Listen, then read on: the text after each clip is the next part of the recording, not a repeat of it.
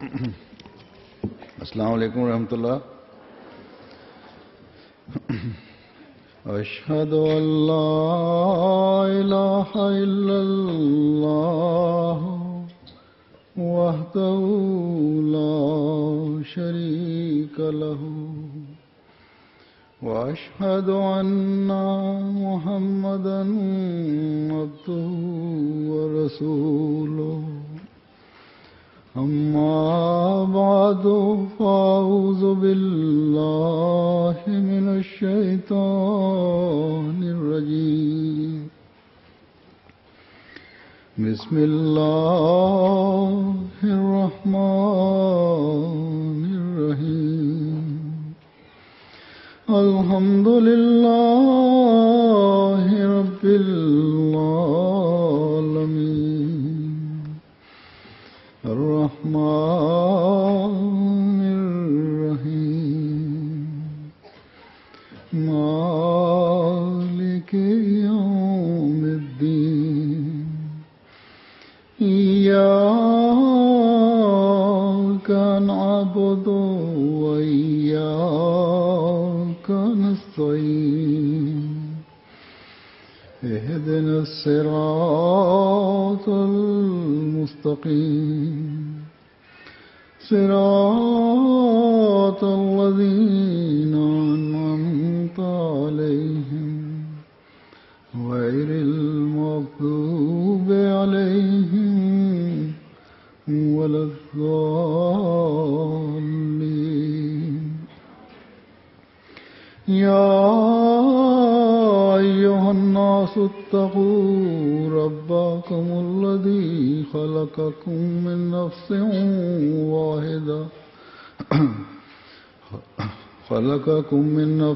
واحدة وخلق منها زوجها وبث منهما رجالا كثيرا ونساء. واتقوا الله الذي تساءلون به والأرحام إن الله كان عليكم رقيبا.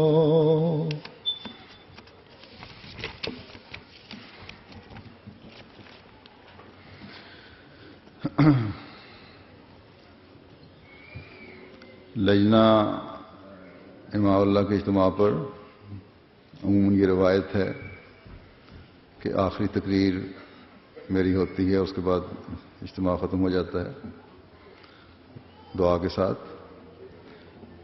اس سال کیونکہ انصار اللہ کا بھی اجتماع آپ کے ساتھ ہی ہو رہا ہے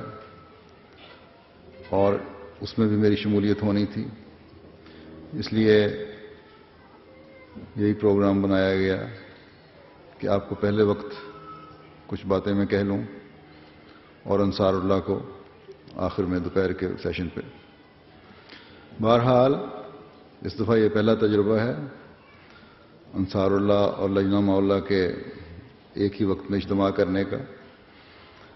کس حد تک یہ تجربہ کامیاب ہوا ہے اس بارے میں تو جو لوگ یہاں آئے ہیں ان کے تاثرات سے بعد میں پتہ لگے گا، لیکن جو حاضری کی رپورٹ پیش کی ہے اس سے لگتا ہے کہ گزشتہ سال کی نسبت اس سال حاضری کم ہے، یا ٹرانسپورٹ کے مسائل ہیں یا اور کچھ وجوہات ہیں، یا لندن سے یہاں آنے میں دقت ہے لوگوں کو. جو دور کی مجالس ہیں وہ تو یقیناً آئی ہوں گی، جس طرح لندن ان کے لیے آنا ہے اسی طرح اسلام آباد آنا ہے، لیکن لگتا ہے کہ لندن کی حاضری اجتماع میں یا شمولیت کم ہے اس دفعہ. بہرحال جو بھی وجہ ہے، لیکن باقی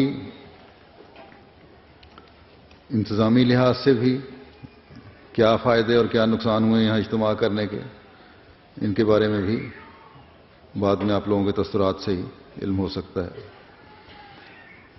اب میں اپنے مضمون کی طرف آتا ہوں اور آپ سے چند باتیں کہنی چاہتا ہوں جس کی آج کے احمدی معاشرے میں مردوں اور عورتوں دونوں کو بہت ضرورت ہے، لیکن کیونکہ میں آپ سے مخاطب ہوں اس لیے عورتوں کے حوالے سے بات کروں گا۔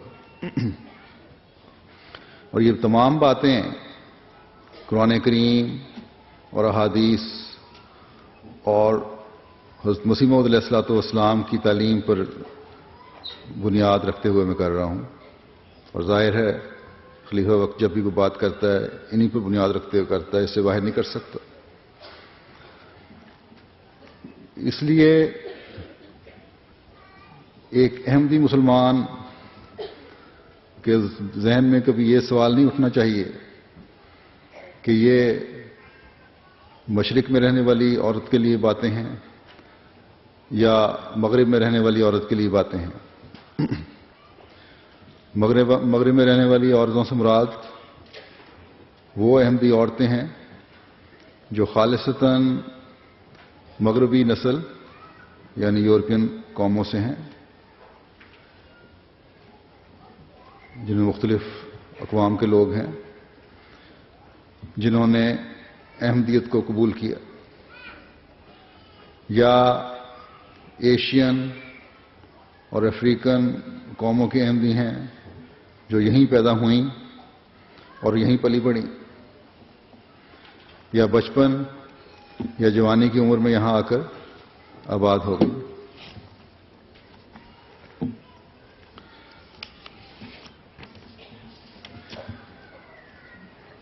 اگر ہمارا یہ دعویٰ ہے اور یہ دعویٰ یقیناً اسلام کے دعویٰ، قرآن کریم کے دعویٰ اور آن حضرت صلی اللہ علیہ وسلم کے دعوے کے عین مطابق ہے کہ اسلام دین فطرت ہے، اور اس میں بیان کردہ احکامات اور تعلیمات ایسی ہیں جن کے متعلق یہ کہا ہی نہیں جا سکتا کہ اس پر عرب قوم کے لیے عمل کرنا تو آسان تھا، لیکن عرب دنیا سے باہر اس پر عمل کرنا مشکل ہے۔ نہیں، بلکہ قرآنی تعلیمات جیسی عربوں کے لیے قابل عمل اور ان کی فطرت کے مطابق تھیں، ویسی ایشیا کے دوسرے ممالک کے لیے بھی قابل عمل اور ان کی فطرت کے مطابق ہیں، اور اسی طرح یورپ کے لیے بھی ہیں اور افریقہ میں بسنے والے لوگوں کے لیے بھی ہیں اور جزائر میں رہنے والے لوگوں کے لیے بھی ہیں اور امریکہ کے رہنے والے لوگوں کے لیے بھی ہیں۔ اور اسی طرح یہ تعلیم جیسی آج سے 1500 سال پہلے قابل عمل تھی ویسی آج بھی قابل عمل ہے، اور قیامت تک یہی ایک مذہب ہے جو انسانی فطرت کے مطابق اپنی تعلیم پیش کرنے والا ہے۔ بس یہ خیال کرنا کہ اسلام کوئی دقیانوسی اور پرانے زمانے کا مذہب ہے، اس کے احکامات بڑے سخت ہیں، اس میں سختی اور شدت پائی جاتی ہے، یہ سب لغو اعتراضات ہیں، فضول اعتراضات ہیں جو آج کل بڑی شدت سے غیر مسلم معترضین کی طرف سے اسلام پر کیے جاتے ہیں۔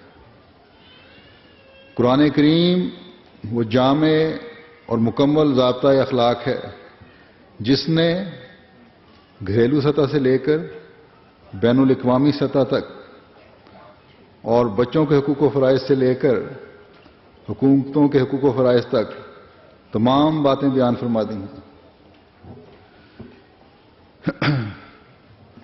گھریلو امن و سلامتی کے قائم رکھنے کے اصول بھی بتا دیے اور معاشرے کے امن اور سلامتی کے قائم رکھنے کے اصول بھی بتا دیے۔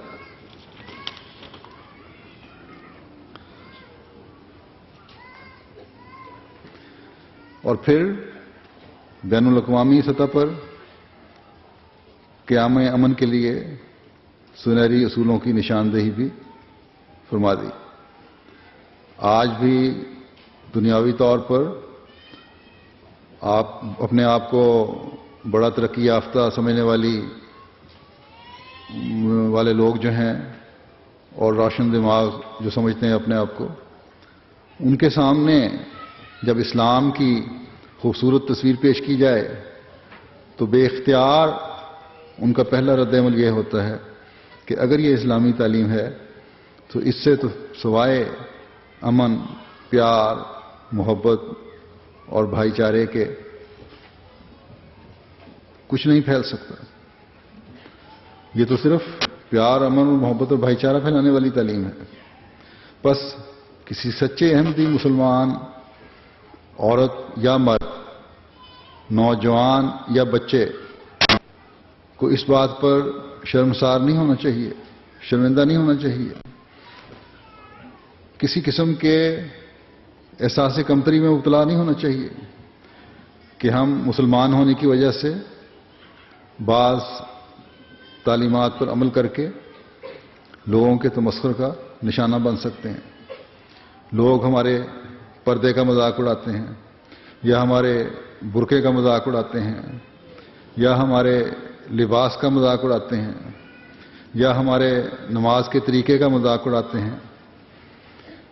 اس کی بالکل کبھی پرواہ نہیں کرنی چاہیے نوجوان بچوں کو اور ان لوگوں کو جو اپنے کسی بھی وجہ سے کسی بھی قسم کے کمپلیکس کا شکار یہاں کے لوگوں کی باتوں کو سن کے ہو جاتی ہیں. اگر یہاں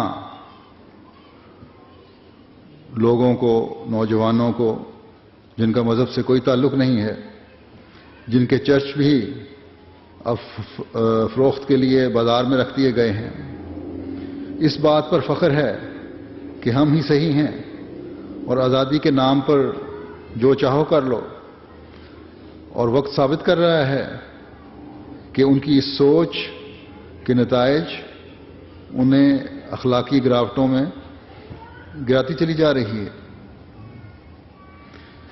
بچے ہیں تو وہ ماں باپ کی بے ادبی میں اس قدر بڑھ گئے ہیں کہ جیسا کہ میں اپنے خطبے میں بھی ذکر کر چکا ہوں، اب اس غیر ضروری اور بے جا بچوں کے حقوق کے تحفظ کے خلاف ٹی وی پروگراموں پر آوازیں بھی اٹھنے لگ گئی ہیں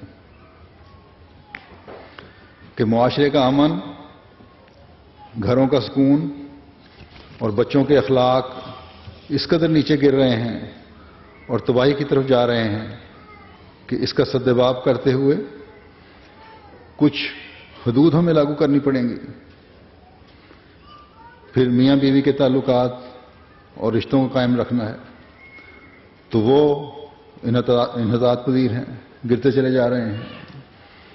برداشت نہ ہونے کی وجہ سے رشتے ٹوٹ رہے ہیں، طلاقوں کی شرح بے انتہا ہے. ارینج میرج کو نشانہ بنایا جاتا ہے اور اس کو رشتے ٹوٹنے کی وجہ بیان کیا جاتا ہے. تو ان لوگوں کے جو یہاں کے رہنے والے ہیں، جو مسلمان نہیں ہیں، جو احمدی نہیں ہیں، ان کے تو ارینج میرج نہیں ہوتے، پھر کیوں اتنے زیادہ ان کے رشتے ٹوٹتے ہیں؟ اکثریت کے رشتے، ایک بہت بڑی شرح جو ہے، پرسنٹیج جو ہے ان کے رشتے ٹوٹ جاتے ہیں، باوجود اس کے کہ اپنی پسند کی شادیاں کر رہے ہوتے ہیں. اس کی رشتے ٹوٹنے کی کچھ اور وجہ ہے جو بے صبری ہے اور تقدس کی پامالی ہے.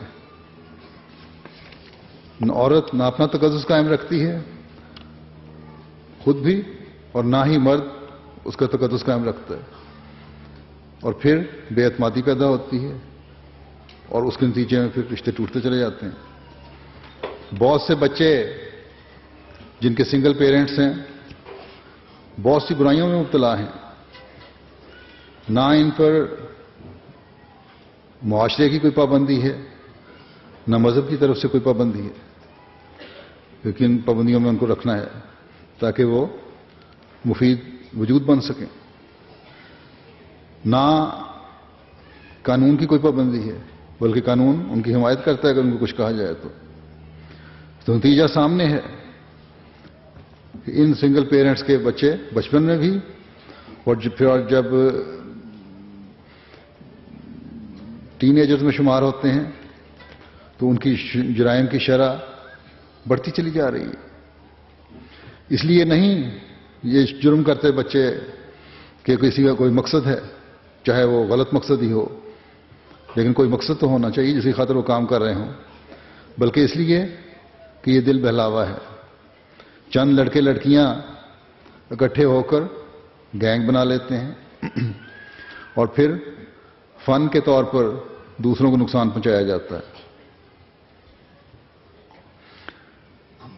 اور جوں جوں معاشی مسائل بڑھ رہے ہیں آج کل دنیا میں، انفلیشن کی وجہ سے، کریڈٹ کرنچ کی وجہ سے، میاں بیوی کے تعلقات کے مسائل بھی بڑھ رہے ہیں اور بچوں کی اخلاق سوزیوں کے مسائل بھی بڑھ رہے ہیں. جیسا کہ میں نے کہا، یہاں تو لڑکے لڑکیاں شادی اپنی مرضی سے کرتے ہیں، بڑی محبت کی شادیاں ہوتی ہیں بظاہر، لیکن اس کے باوجود، میری مراد ان لوگوں سے ہے جو احمدی نہیں ہیں، اکثریت ان میں سے، لیکن اس کے باوجود کچھ عرصے بعد ایک بہت بڑی شرح ان رشتوں کو توڑ دیتی ہے اور پھر مرد اور عورت اپنی اپنی نئی دنیا بسانے کی کوشش کرتے ہیں. اور پھر بعض اوقات ایسے معاملات بھی آتے ہیں کہ مرد نے عورت کی پہلی اولاد کو ظالمانہ طور پر مار دیا. ٹی وی پر بھی خبریں آتی ہیں، کسی کو مکے مار مار کر مار دیا، تو کسی کا گلا دبا کے مار دیا، تو کسی کو کسی اور ذریعے سے قتل کر دیا. اور ان بچوں کی مائیں جو ہیں، جو یہ بچے جن کے پہلے خامدوں سے ہوتے ہیں، وہ بھی یہ جواب دیتی ہیں جب ان سے پوچھو کہ تمہارے بچے کو یہ تمہارا دوست یا نیا خامد مار رہا تھا، تم نے کچھ نہیں کیا، تو وہ یہی جواب دیتی ہیں کہ میرے محبوب اور میرے دوست نے جو اس کی مرضی تھی کیا، اور مجھے بھی اس بات پر کوئی اعتراض نہیں ہے کہ اس نے میرے بچے کو مار دیا. گویا ماں جو ممتا اور پیار اور قربانی کی اعلیٰ ترین مثال سمجھی جاتی تھی، ظلم و بربریت کی مثال بنتی چلی جا رہی ہے. کیا یہ وہ تعلیم کی روشنی اور ترقی ہے جس کی تقلید ایک احمدی عورت اور ایک بچی کرے، جبکہ اس کے پاس خدا تعالیٰ کی ناقابل مثال تعلیم کا خزانہ موجود ہے؟ بس احمدی نوجوان کو چاہیے، چاہے وہ لڑکی ہے یا لڑکا ہے، اس بات پر فخر ہونا چاہیے کہ ہمارے پاس ہمارے زندہ خدا کی طرف سے، ہمارے زندہ رسول کی طرف سے ایک تعلیم اتاری گئی ہے، اور وہ زندہ قرآنی تعلیم کا ایک ایسا خزانہ ہے جو ہماری دنیا و آخرت سنوارنے والا ہے، اور ہماری نسلوں کی دنیا و آخرت سنوارنے والا بھی ہے. ہمارے گھروں کے در و دیوار کو پیار و محبت کے حسن سے آراستہ کرنے والا بھی ہے. ہمارے گھروں کو اس روشنی سے منور کرنے والا ہے جو ہمارے ظاہر کو بھی روشن کرتی ہے اور ہماری روح کو بھی روشن کرتی ہے. ہمیں اس دنیا میں بھی جنت کے نظارے دکھاتی ہے، اور اللہ تعالیٰ کی تائید و نصرت کے نظارے ہم اس پر عمل کر کے دیکھتے ہیں، اور ہماری اخروی زندگی میں بھی جو ہمیشہ رہنے والی ہے، خدا تعالیٰ کی رضا کی جنتوں میں ہمیں داخل کرے گی انشاءاللہ. بس اس تعلیم کی قدر کریں جو خدا تعالیٰ نے ہمیں دی ہے، اور اس دنیا کی زندگی کی فکر نہ کریں، بلکہ اس زندگی کی فکر کریں جو ہمیشہ رہنے والی ہے. یہ آیت جو میں نے تلاوت کی ہے، یہ نکاح کے موقع پر پڑھی جانے والی آیات میں سے ایک آیت ہے.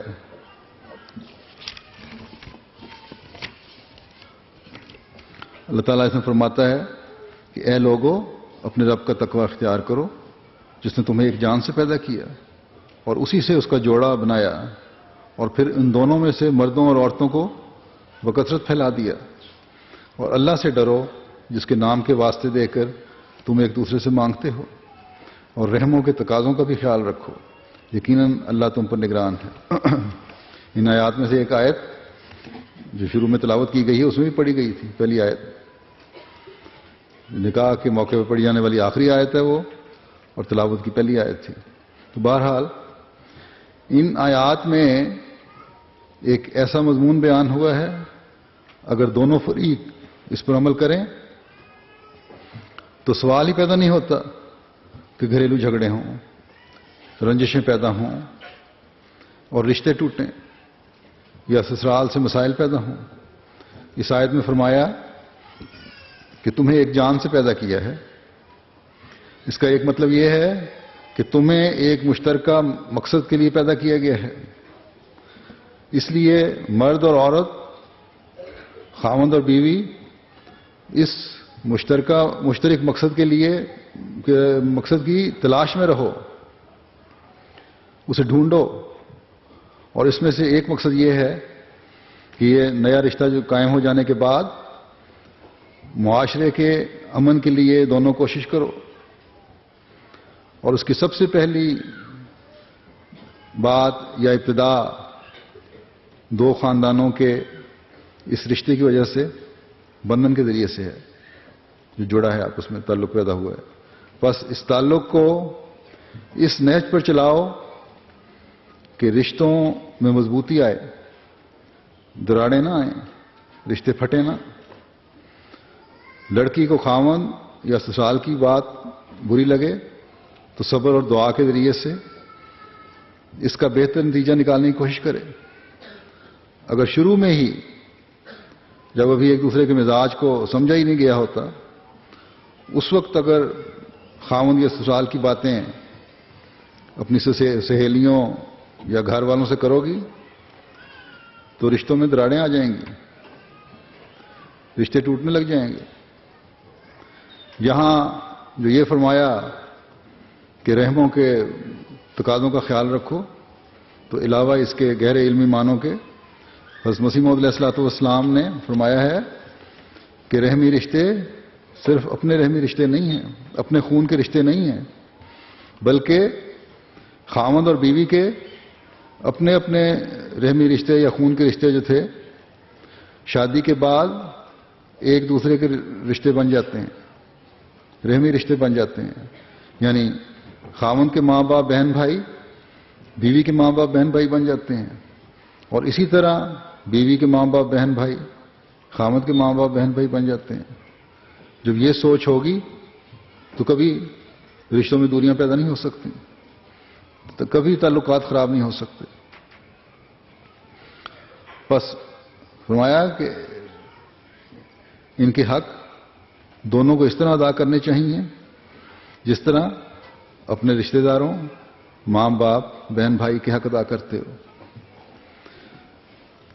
یہ حکم صرف لڑکی کے لیے نہیں ہے, بلکہ جیسا کہ میں نے کہا آپس کے تعلقات نبھانے کے لیے اسی طرح لڑکے کو بھی صبر اور دعا کا حکم ہے جس طرح لڑکی کو ہے.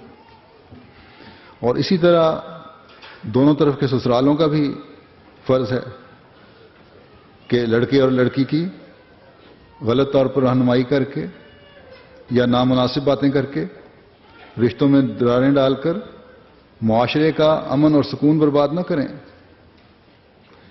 اور اسی طرح اس پہلی آیت میں یہ سبق بھی دے دیا ہے کہ اس شادی کے نتیجے میں جو تمہاری اولاد پیدا ہوگی اس کی نیک تربیت تم دونوں پر فرض ہے, تاکہ آئندہ پھر معاشرے میں نیکیاں پھیلانے والی نسل چلے. اور فرمایا یہ اس وقت تک نہیں ہو سکتا جب تک تم اللہ کا تقوی اختیار نہیں کرتے. اور اللہ کا تقوی کیا ہے؟ اللہ تعالیٰ کا تقوی ہے کہ ہر کام اللہ تعالیٰ کے حکم کے مطابق کرنا. اپنی ذاتی خواہشات کو پیچھے چھوڑ دینا اور صرف یہ مقصد سامنے رکھنا کہ اللہ تعالیٰ مجھ سے خوش ہو جائے۔ اللہ تعالیٰ فرماتا ہے کہ یاد رکھو مجھے دھوکہ نہیں دیا جا سکتا،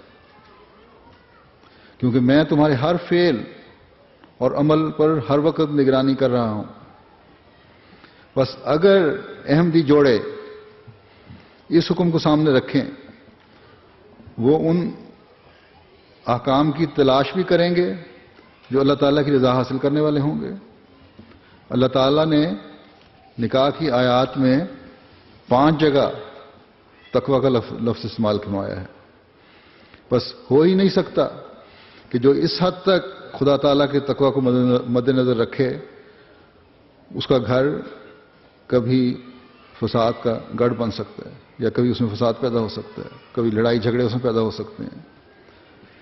اور اسی طرح جو رحمی رشتوں کا پاس کرنے والا ہوگا، جو ایک دوسرے کے رشتوں کا پاس کرنے والا ہوگا، ان کا خیال رکھنے والا ہوگا، اس کی دعاؤں کی قبولیت کی خوشخبری بھی دے دی گئی ہے اس میں۔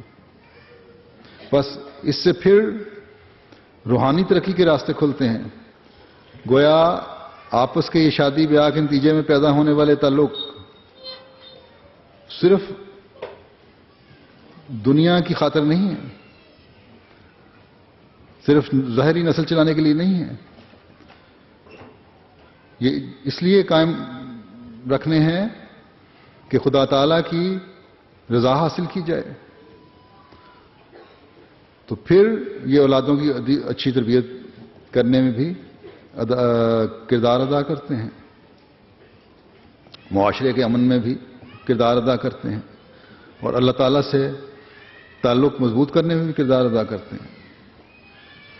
بس جہاں یہ مرد کی ذمہ داری ہے کہ اپنی شادی اور عائلی تعلقات کو خدا تعالیٰ کی رضا کا ذریعہ بنائے، اسی طرح یہ عورت کی بھی ذمہ داری ہے کہ ذاتی خواہشات اور جذبات کو ایک بڑے مقصد کی خاطر قربان کریں، اور وہ بڑا مقصد جیسا کہ میں نے کہا اللہ تعالیٰ سے تعلق اور نیک نسل کا پھیلانا ہے۔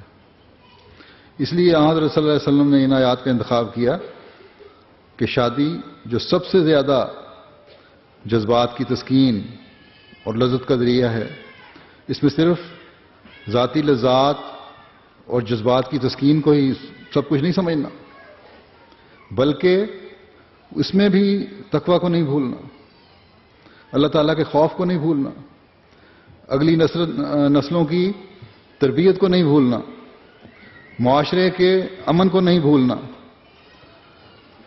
دنیا داروں کی طرح اپنی ذاتی لذات کی خاطر بچوں کے گلوں پر چھریاں نہیں پھیر دینا، بلکہ اس امانت کی حفاظت کرنا، اور حفاظت اس صورت میں ممکن ہے جب اس کی بہترین تربیت کی جائے، جب گھر کے ماحول کو پرسکون رکھا جائے، جب آپس میں میاں بیوی میں اعتماد کی فضا ہو، اور اسی کے لیے پھر یہ راستہ بتایا کہ صاف سیدھی اور سچائی سے پر باتیں کرو، اور ان میں اللہ تعالیٰ کا خوف رکھتے ہوئے اپنے ہر کام انجام دو، کیونکہ اس سے پھر اعتماد پیدا ہوتا ہے اور رشتوں میں مضبوطی پیدا ہوتی ہے، اور یہی تقویٰ ہے۔ اللہ تعالیٰ جب مومنوں کو نصیحت فرماتا ہے تو آئندہ کی ہمیشہ رہنے والی زندگی کی طرف بھی توجہ فرماتا ہے،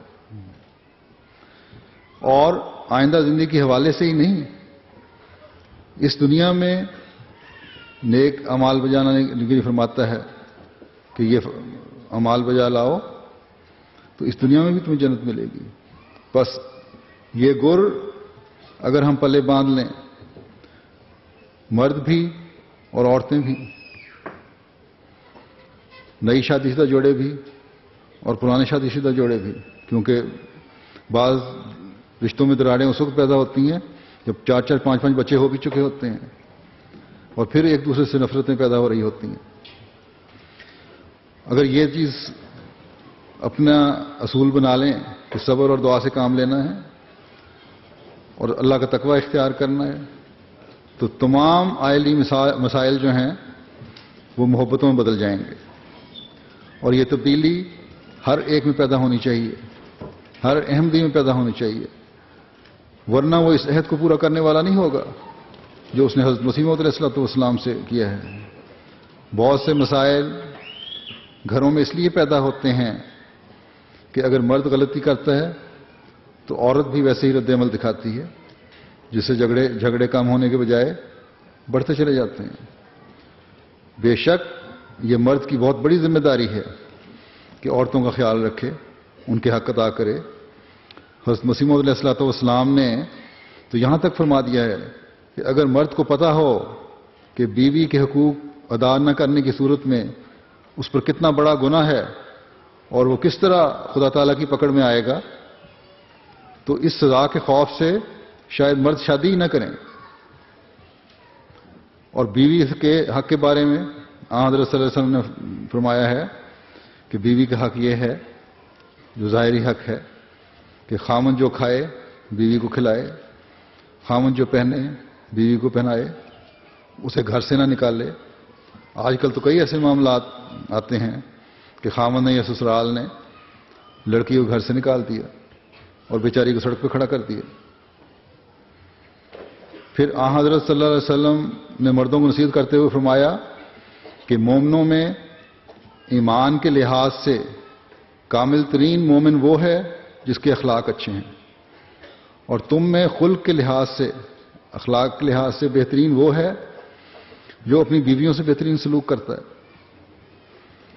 تو اس حد تک مرد کو توجہ دلائی گئی ہے کہ خیال رکھو، لیکن جو پھر بھی خیال نہیں رکھتے ان کی بدقسمتی ہے.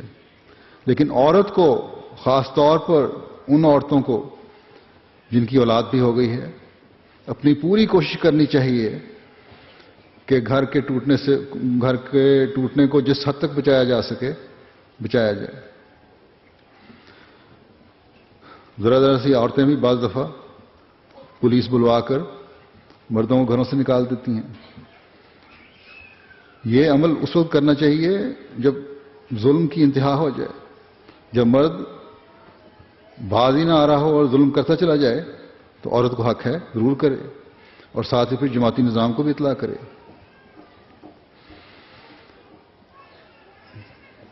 کیونکہ ذرا سی بات پر، ذرا سی رنجشوں پر، وقتی غصے میں رشتے ٹوٹ جاتے ہیں، لیکن پھر نوجوان لڑکیاں ہیں، ان کے پھر آئندہ رشتوں کے مسائل پیدا ہوتے ہیں. اگر والدین زندہ ہیں تو ان کے لیے فکروں میں نیا اضافہ ہوتا چلا جاتا ہے. اور جیسا کہ میں نے کہا کہ صرف یہی نہیں بلکہ یہاں کا جو معاشرے میں ہمیں مثالیں نظر آتی ہیں، سنگل پیرنٹس والے بچے، ماں یا باپ جو بھی انہیں پال رہا ہے اسے کنٹرول میں نہیں رہتے. اور اسکولوں میں اکثر ایسے بچوں کی شکایات آتی رہتی ہیں. جتنے لڑائی جھگڑے ہیں وہ ایسے بچوں کی طرف سے ہو رہے ہوتے ہیں اکثریت. عورتوں کے مقام کے بارے میں حضرت صلی اللہ علیہ وسلم نے کیا خوبصورت تعریف فرمائی ہے. فرمایا کہ دنیا سامان زیست ہے، یعنی اس دنیا جو ہے اس زندگی کا سامان ہے، اور نیک عورت سے بڑھ کر کوئی سامان زیست نہیں ہے. کوئی نیک عورت ہو اس سے بڑھ کر دنیا کا کوئی بہترین سامان نہیں ہے. بس اس میں جہاں مردوں کو توجہ دلائی کہ نیک عورت سے شادی کرو، وہاں عورت کے لیے بھی غور کا مقام ہے کہ اپنی زندگی کو اس طرح ڈھالنے کی کوشش کریں جس طرح خدا تعالیٰ اور اس کے رسول چاہتے ہیں. اور اللہ تعالیٰ کے رسول صلی اللہ علیہ وسلم نے بہترین بیوی کی کیا تعریف فرمائی ہے. فرمایا جو خاوند کے کام کو خوشی سے بجا لائے اور جس سے روکے اس سے رک جائے. اگر خاوند میں تقوی نہ ہو تو یہ بہت مشکل کام ہے، لیکن پھر بھی گھروں کو بچانے کے لیے، رشتوں کو بچانے کے لیے کوشش کرتے رہنا چاہیے جس حد تک ہو سکتی ہے. حتی الوسع جھگڑوں کو ختم کرنے کے لیے یہ کوشش کرنی چاہیے. تقویٰ پر چلنے والے جس گھر کی حضرت صلی اللہ علیہ وسلم نے تعریف فرمائی ہے اور اس کے لیے پھر رحم کی دعا مانگی ہے، وہ گھر ہے جس میں رات کو خاوند نوافل کی ادائیگی کے لیے اٹھے اور اپنی بیوی کو بھی جگائے. اگر گہری نیند میں ہے تو پانی کا ہلکا سا چھینٹا دے. اسی طرح عورت اگر پہلے جاگے تو یہی طریق خاوند کو جگانے کے لیے اختیار کرے. اور جب ایسے گھروں میں خاوند بیوی کے نوافل کے ذریعے راتیں اللہ تعالیٰ کی رضا حاصل کرنے کے لیے جاگیں گی تو وہ گھر حقیقتاً جنت نظیر ہوں گے. ایک جھگڑا میرے پاس آیا، مرد کے ظلم کی وجہ سے رشتہ ٹوٹنے لگا تھا، 4-5 بچے بھی تھے اس عورت کے. میں نے سمجھایا، کچھ اصلاح ہوئی، لیکن پھر مرد نے ظلم شروع کر دیا. پھر عورت نے خلا کی درخواست دے دی. اگر پھر دعا اور سمجھانے سے اللہ تعالیٰ نے فضل فرمایا اور ان دونوں کی صلح ہو گئی. اور اب نماز پڑھنے فجر کی جب آتے ہیں مسجد میں اور جب میں ان کو جاتے ہوئے دیکھتا ہوں تو بڑی خوشی محسوس ہوتی ہے کہ اللہ تعالیٰ نے ان کو عقل دی اور انہوں نے بچوں کی خاطر دوبارہ اپنے رشتے جوڑ لیے. تو عورت کو اور مرد کو ہمیشہ یہ خیال رکھنا چاہیے کہ صرف اپنے جذبات کو نہ دیکھیں بلکہ بچوں کے جذبات کو بھی دیکھیں، ان کا بھی خیال رکھیں. اسی طرح عورت کو عبادت کی طرف توجہ دلائی آن صلی اللہ علیہ وسلم نے، لیکن اس توجہ دلانے کے باوجود آپ نے کچھ حدود مقرر فرما دی ہیں عبادت کی. آپ نے فرمایا کہ خاوند کی اجازت کے بغیر عورت نفلی روزے نہ رکھے. فرض روزے تو فرض ہیں لیکن نفلی روزے اس کی اجازت کے بغیر نہ رکھے. اور آپس کی فضا، اعتماد کی فضا کو قائم رکھنے کے لیے اس بات کی بھی تلقین فرمائی کہ خاوند کی اجازت کے بغیر کسی کو گھر کے اندر نہ آنے دے. لیکن اس کا یہ مطلب بھی نہیں ہے کہ مرد ضرورت سے زیادہ منمانیاں بھی کرنے لگ جائیں. بہرحال بعض گھر ایسے ہوتے ہیں جہاں بلا وجہ ایسے لوگوں کو بلایا جاتا ہے جس سے بد اعتمادیاں پیدا ہوتی ہیں. اس لیے ہمیشہ احتیاط عورت کو کرنی چاہیے. فرمایا کہ اگر تم مومن ہو تو اپنی مومنہ بیوی سے کبھی نفرت اور بغض نہ رکھو اور اس کی ان باتوں پر نظر رکھو جو اچھی اور پسندیدہ ہیں. بلا وجہ کے نقص نہ نکالتے رہو. یہ دیکھیں نصیحت فرمائی مردوں کو، عورتوں کو کس طرح خیال رکھنا ہے. پھر بچیوں کے حق رشتہ کرتے وقت بھی آپ صلی اللہ علیہ وسلم نے قائم فرمائے. آپ نے فرمایا، ایک دفعہ ایک باپ نے ایک رشتہ تجویز کیا اپنی بیٹی کا. لڑکی کوئی اور رشتہ پسند نہیں تھا، اس نے رشتے کو رد کر دیا. تو حضرت صلی اللہ علیہ وسلم تک یہ معاملہ آیا. آپ صلی اللہ علیہ وسلم نے فرمایا کہ جو لڑکی کی پسند ہے اس کے مطابق رشتہ ہوگا. تو لڑکیاں بھی اگر تقوی پر چلتے ہوئے اپنے رشتوں کی بات کریں یا پسند کا اظہار ماں باپ سے کر دیں تو ان کو اس پر ضرور غور کرنا چاہیے. صرف ضد یا خاندانی یا ایسے مسائل کو نہیں سامنے رکھنا چاہیے. اپنے رشتوں کے بارے میں دعا کر کے فیصلے کرنے چاہیے، لڑکیوں کو بھی اور ان کے ماں باپ کو بھی. اس کو بنیاد بنا کر قطعاً یہ نہیں ہونا چاہیے کہ لڑکیاں، جب میں نے کہہ دیا کہ لڑکیاں اپنی مرضی سے رشتے کر سکتی ہیں تو جماعت سے باہر کسی ایسے لڑکے سے رشتہ کرنے کی کوشش کریں جو واضح طور پر ایک تو احمدی نہیں ہے، اور اگر احمدی ہے تو دینی معیار اور جماعت سے تعلق میں بہت زیادہ گرا ہوا ہے. اس کا بھی خیال رکھنا چاہیے لڑکیوں کو. ایسی صورت میں اگر کچھ بات ہے تو خلیفہ وقت کے پاس معاملہ آتا ہے، وہ نظام کے ذریعے سے جائزہ لے کر پھر مشورہ دے سکتا ہے کہ شادی کی اجازت دینی ہے یا نہیں دینی، جس طرح حضرت صلی اللہ علیہ وسلم کی خدمت میں معاملہ پیش ہوا تھا.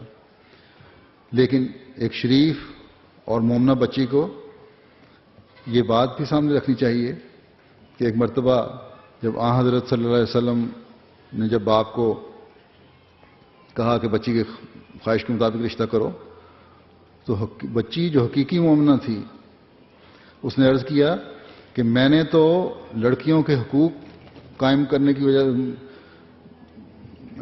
کروانے کے لیے یہ معاملہ آپ کے سامنے پیش کیا تھا کہ بعض اوقات ظالمانہ طور پر بچیوں کو مجبور کیا جاتا ہے کہ تم ضرور یہاں رشتہ کرو،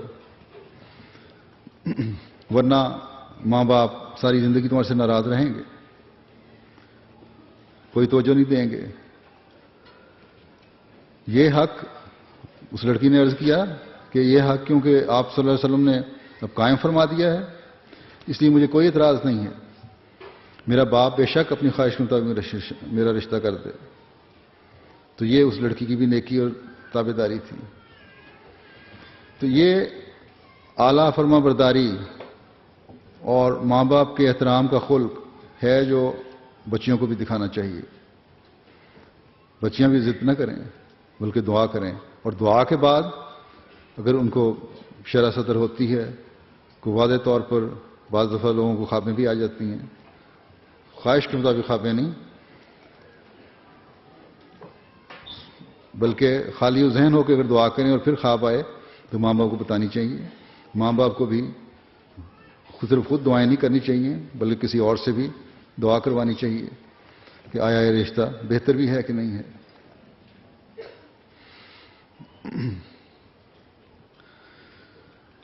اس وقت میں حضرت اماں جان ام المومنین کی بعض نصائح بھی آپ کے سامنے رکھتا ہوں جو آپ نے اپنی اور حضرت مسیح موعود علیہ الصلوۃ والسلام کی بڑی بیٹی حضرت نواب مبارکہ بیگم صاحبہ کی رخصتی کے وقت انہیں کی تھی. آپ نے فرمایا انہیں ایک بعض باتیں سامنے رکھوں گا کہ اپنے خامن سے چھپ کر یا وہ کام جسے خامن سے چھپانے کی ضرورت سمجھو ہرگز کبھی نہ کرنا. شوہر نہ دیکھے مگر خدا دیکھتا ہے، اور بات آخرکار ظاہر ہو کر عورت کی وقت کھو دیتی ہے، اس کا عزت اور احترام نہیں رہتا.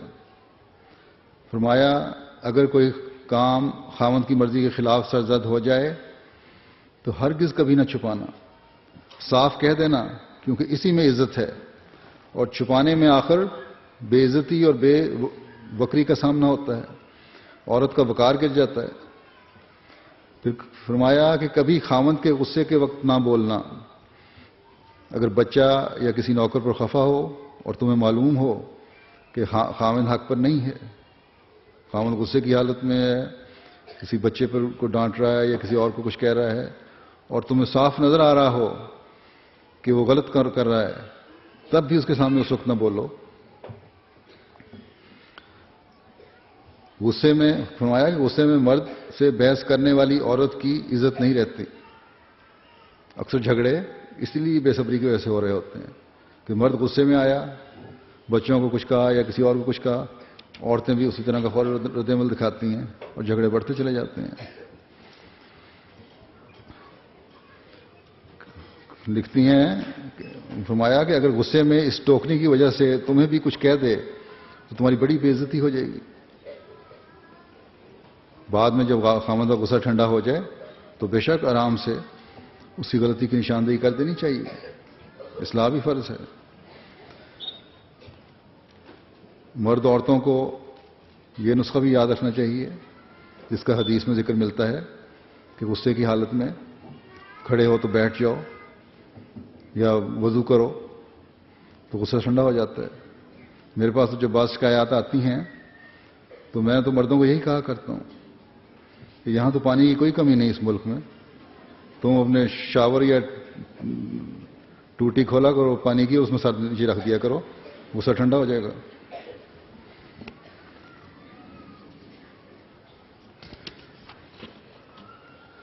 بہرحال حضرت اماں جان پھر نصیحت فرماتی ہیں کہ خاوند کے عزیزوں کو اور عزیزوں کی اولاد کو اپنا جاننا. اپنی بیٹی کو یہ نصیحت کی جیسا کہ حدیث میں بھی ذکر آ گیا ہے، قرآن کریم کا بھی حضرت مسیح موعود کے حوالے سے ہی میں نے بات کی ہے کہ ایک دوسرے کے رحمی رشتوں کو اپنا سمجھو۔ فرمایا کہ کسی کی برائی تم نہ سوچنا، خواہ تم سے کوئی برائی کرے تم سب کا بھلا دل میں بھی چاہنا۔ تمہارے سے کوئی برائی کرتا ہے کرے، لیکن تم اپنے دل میں کبھی کسی کی برائی کا خیال نہ لانا، اور عمل سے بھی بدی کا بدلہ نہ لینا، دیکھنا پھر خدا ہمیشہ تمہارا بھلا کرے گا۔ پھر آپ اکثر بچیوں کو یہ بھی نصیحت فرمایا کرتی تھیں کہ اپنے نئے گھر میں جا رہی ہو، وہاں کوئی ایسی بات نہ کرنا جس سے تمہارے سسرال والوں کے دلوں میں نفرت اور میل پیدا ہو، اور تمہاری اور تمہارے والدین کے لیے بدنامی کا باعث ہو۔ بس سسرال کے معاملات میں کبھی دخل نہیں دینا چاہیے، جو ان کے معاملے ہو رہے ہیں ہونے دو، نہ ہی ساس کی اور نندوں کی باتیں خاوند سے شکوے کے رنگ میں کرنی چاہیے۔ حضرت نواب مبارکہ بیگم صاحبہ جو حضرت مسیح علیہ السلام کی بڑی بیٹی تھیں، جیسا کہ میں نے کہا، انہوں نے حضرت خلیفہ اول کی ایک نصیحت بھی بیان فرمائی ہے، جو حضرت خلیفہ اول ان کو بھی کرتے تھے اور دوسری بچیوں کو بھی کیا کرتے تھے، اور میں سمجھتا ہوں کہ آج یہ نصیحت اور اس پر عمل جو ہے پہلے سے زیادہ اہم ہے، اور 12-13 سال کی بچیوں کو بھی دعا کرنی چاہیے۔ ایک عمر جو 12-13 سال کی عمر کی بچیاں ہیں، جوانی کی عمر میں قدم رکھ رہی ہوتی ہیں، ان کو ضرور یہ دعا کرنی چاہیے۔ حضرت خلیفہ اول نے آپ کو کئی مرتبہ فرمایا کہ دیکھو اللہ تعالیٰ کے آگے کوئی شرم نہیں، تم چھوٹی ضرور ہو مگر خدا سے دعا کرتی رہا کرو کہ اللہ مبارک اور نیک جوڑا دے۔ حضرت نواب مبارکہ بیگم صاحبہ کی نصیحت بھی بڑی اہم ہے، اور آج کل کے ماحول کے لحاظ سے ہے۔ یہ نصیحت بیان کر کے حضرت نواب مبارکہ بیگم صاحبہ نے بھی فرمایا کہ دعائیں اس لیے ہیں کہ بچے اپنی آئندہ زندگی کے لیے خزانہ جمع کریں۔ اس ہوش کی عمر میں دعائیں اس لیے کرو تاکہ دعاؤں کا خزانہ جمع ہوتا رہے، اور اللہ تعالیٰ وقت آنے پر تمہیں اس خزانے میں سے حصہ دے دے۔ کہیں نیک جوڑے مانگتے ابھی سے خیالی پلاؤ نہ پکانے شروع کر دینا۔ ابھی چھوٹی عمر میں ہرگز تم لوگ شادی وادی کے قابل نہیں، اور نہ شادی ہو سکتی ہے۔ ابھی تم نے قابل بننا ہے، پڑھنا ہے، جماعت کے لیے مفید وجود بننا ہے، پھر انشاءاللہ تعالی رشتے بھی بابرکت ہو جائیں گے۔ بس یہ بات بچوں کو پلے باندھنی چاہیے ہمیشہ کہ دعا تو ضرور کریں، لیکن کسی آئیڈیل کے تصور کو کبھی قائم نہ کریں، کیونکہ پھر آئیڈیل کی تلاش میں کئی غلط کام ہو جاتے ہیں۔ اسی طرح اسکولوں میں دوستیاں ہیں، ان میں احتیاط کریں۔ اس کی بڑی محتاط سلیکشن ہونی چاہیے دوستیوں میں۔ ایسے دوست ہوں یا ایسی سہیلیاں ہوں، بلکہ لڑکیوں کی تو سہیلیاں ہی ہونی چاہیے، یا دوست سے میری مراد یہ ہے کہ سہیلیاں دوست، لڑکیاں دوست، کہ جو قابل اعتماد ہوں اور برائیوں سے بچنے والی ہوں۔ اسکولوں اور کالجوں میں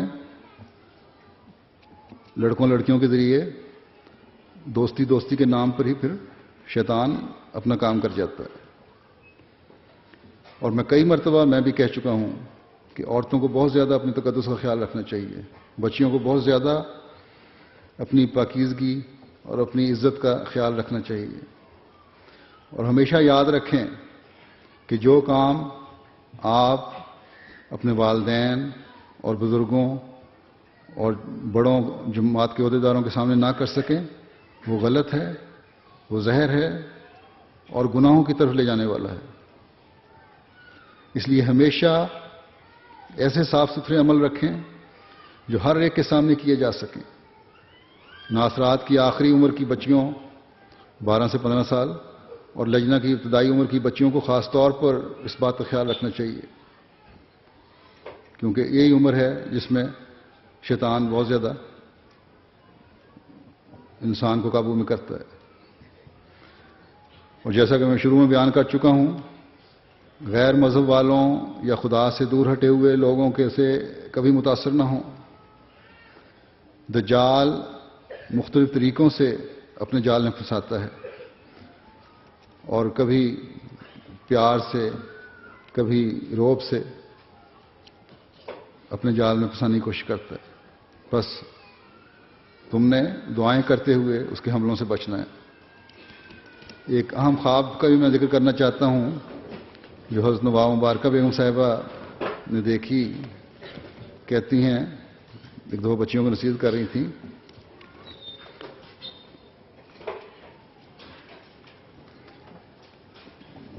کہتی ہیں میں نے دیکھا کہ حضرت مسیح موعود علیہ السلام ہمارے گھر کے اس صحن میں جو قادیان کے صحن کی مثال بیان کر رہی ہیں کہ وہاں تشریف لائے, کرسی پر تشریف رکھتے ہیں, بیٹھے ہوئے ہیں کرسی پر. تو میں کرسی کے ساتھ آپ کے پاس کھڑی ہوں. اس وقت میری لڑکی منصورہ بیگم 1.5 سال کی تھی. منصورہ بیگم تھیں جو حضرت خلیفۃ مسیح ثالث کی بیگم تھیں, پہلی بیگم. کہتی ہیں کہ وہ میری گود میں تھی تو میں نے دیکھا وہ بھی ایک طرف پھر رہی ہے. تو ایک سفید پوش شخص آیا, ایک آدمی آیا جس نے سفید کپڑے پہنے ہوئے تھے اور ایک جانب کھڑا ہو کر کہا کہ حضور علیہ السلام نے لڑکیوں کی بابت کیا حکم ہے. کھڑا ہو کر کہا کہ حضور علیہ السلام لڑکیوں کی بابت کیا حکم ہے. ایک آدمی آیا جس نے سفید کپڑے پہنے ہوئے تھے. حضرت مسیح موعود علیہ السلام کرسی پہ بیٹھے تھے.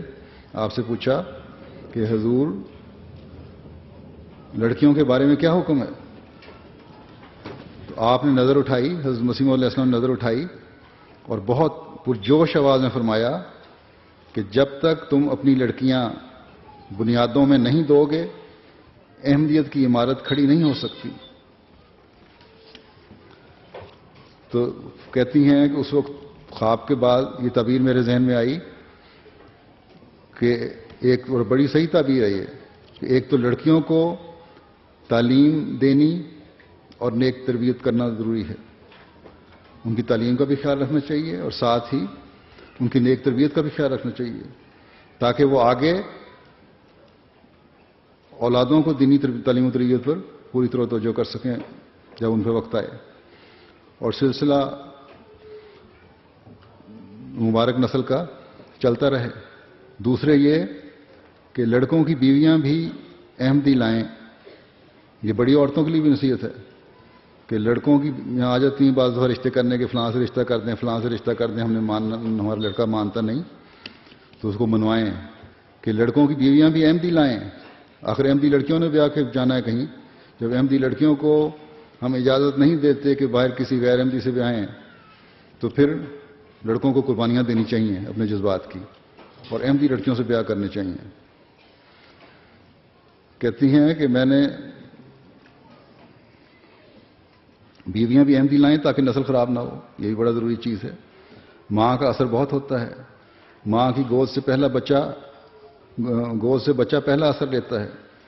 میں نے بہت احمدی خواتین کو یہ خواب سنائی ہے اور اب بھی لکھتی ہوں کہ زمانے اور عام باہر کی صحبت بہت تباہ کن ہے. آپ سب کا فرض اولین ہے کہ احمدیت کی عمارت کی بنیادوں کو اس قابل بنائیں کہ یہ عمارت تا قیامت مضبوط رہے. بس لڑکیوں کی معمولی اہمیت نہیں ہے. حضرت مسیح علیہ السلام نے جو یہ فرمایا بڑے جوش سے خواب میں کہ ان کو بنیادوں میں دو, اگلی نسل کی عمارت جو ہے وہ لڑکیوں نے ہی قائم کرنی ہے. جس حد تک ہم بہترین تربیت لڑکیوں کی کر سکتے ہیں کرنی چاہیے. ان کی دنیاوی تعلیم بھی, ان کی دینی تعلیم بھی. اللہ تعالیٰ ہر گھر میں اور ہر بچی کے دل میں نیکی اور تقوی کا بیج ڈالے اور اس کے بہترین پھل حاصل ہوں. اور یہی اصل چیز ہے جس کو اگر ہم نے قائم کر لیا تو ہماری آئندہ نسلوں کی نیک تربیت کی بھی ضمانت دی جا سکتی ہے. ہوش میں آنے والی بچیوں کا بھی کام ہے جیسا کہ میں نے کہا اس طرف توجہ دیں. ماں باپ کا بھی کام ہے کہ اس طرف خاص توجہ کریں. اور لجنہ کی تنظیم کی ہر عہدے دار کا بھی فرض ہے. اگر عہدے داران کی اپنی تربیت ہوگی تو وہ آگے تربیت کر سکتی ہیں. اس لیے سب سے پہلے عہدے داران خود اپنی تربیت کی طرف توجہ کریں اس تعلیم کو حاصل کرنے کی کوشش کریں، سمجھنے کی کوشش کریں، عمل کرنے کی کوشش کریں جو اللہ تعالیٰ نے قرآن کریم میں فرمائی ہے. اور یہی تربیت ہے جو گھریلو مسائل بھی حل کرے گی، معاشرے کے مسائل بھی حل کرے گی، اور جماعتی وقار کو بھی بلند کرے گی، اور پھر آئندہ نسلوں کو سنبھالنے اور خدا تعالیٰ کا قرب دلانے کا باعث بھی ہم بنتے چلے جائیں گے. اللہ تعالیٰ آپ سب بڑوں اور چھوٹوں کو ان باتوں پر عمل کرنے کی توفیق عطا فرمائے. اب دعا کر لیں.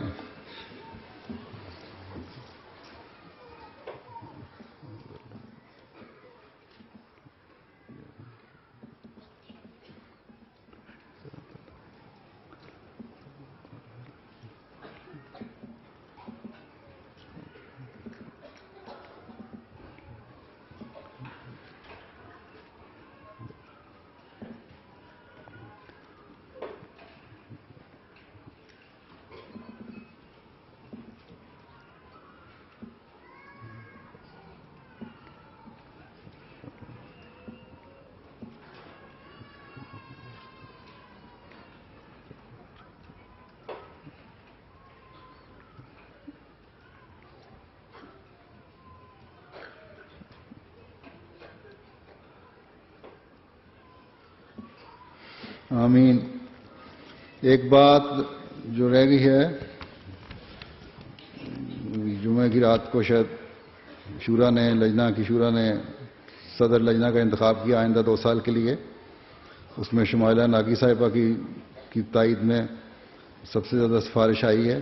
اس لیے آئندہ 2 سال کے لیے بھی میں انہیں صدر لجنہ یو کے مقرر کرتا ہوں. اللہ تعالیٰ ان کے لیے مبارک کرے اور پہلے سے آسن رنگ میں خدمت کی توفیق عطا فرمائے، اور آپ سب کو بھی توفیق دے کہ بہترین تعاون ان کے ساتھ کریں.